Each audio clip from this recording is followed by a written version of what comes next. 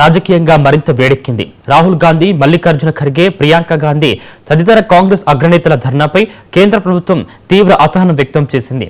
లోక్సభ ప్రతిపక్ష నేతగా ఉన్న రాహుల్ గాంధీ ఇచ్చిన మాటను మార్చడం బాధ్యతాయుతమైన నాయకుడిని తగదని కేంద్రం విమర్శించింది. ధర్నా జరుగుతున్న ప్రాంతం నిరసనలకు అనుమతించిన స్థలం కాదని, ప్రజలకు తీవ్ర అసౌకర్యం కలుగుతోందని పేర్కొంటూ కేంద్ర హోం కార్యదర్శి గోవింద్ మోహన్ తో కలిసి కేంద్ర ప్రతినిధి బృందం నేరుగా అక్కడికి వెళ్లింది.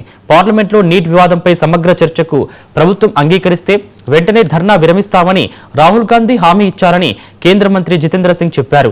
అనంతరం ప్రభుత్వ పెద్దలతో సంప్రదించిన ప్రతినిధి బృందం నీటి అంశంపై పార్లమెంట్లో చర్చకు కేంద్రం సిద్ధంగా ఉందని రాహుల్కు తెలిపినట్లు వెల్లడించారు.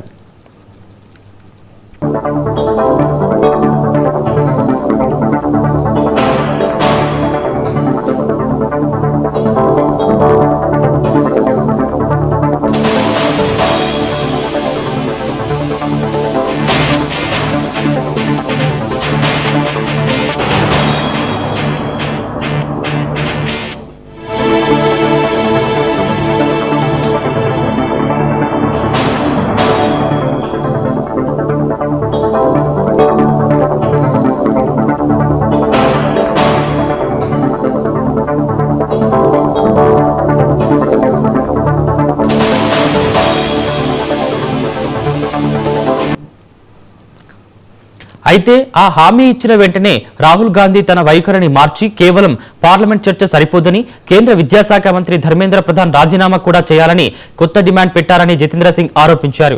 ముందుగా చెప్పిన మాటకు కట్టుబడి ఉండాలని సూచించగా డిమాండ్లు మార్చుకోవడం నా ఇష్టమని రాహుల్ స్పందించినట్లు తెలిపారు. అలాగే నిరసనలకు ఆ ప్రాంతం సరైంది కాదని అధికారులు చెప్పగా ఎక్కడ నిరసన చేయాలో నిర్ణయించుకోవడం కూడా నా ఇష్టమే అని రాహుల్ సమాధానం ఇచ్చినట్లు జితేంద్ర సింగ్ ఎక్స్ వేదికగా పేర్కొన్నారు. ఈ పరిణామాలతో నీటి వివాదం చుట్టూ రాజకీయ ఆరోపణలు, ప్రత్యారోపణలు మరింత ముదిరాయి.